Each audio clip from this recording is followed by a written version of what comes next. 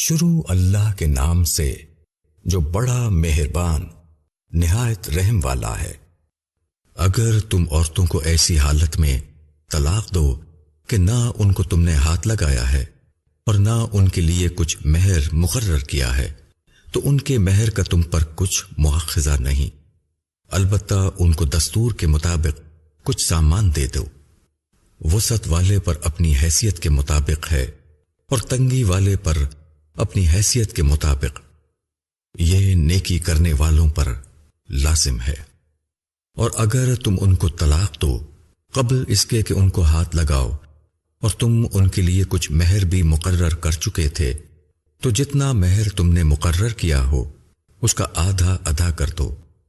الا یہ کہ وہ معاف کر دیں یا وہ مرد معاف کر دے جس کے ہاتھ میں نکاح کی گرہ ہے، اور تمہارا معاف کر دینا زیادہ قریب ہے تقوی سے۔ اور آپس میں احسان کرنے سے غفلت مت کرو، جو کچھ تم کرتے ہو اللہ اس کو دیکھ رہا ہے۔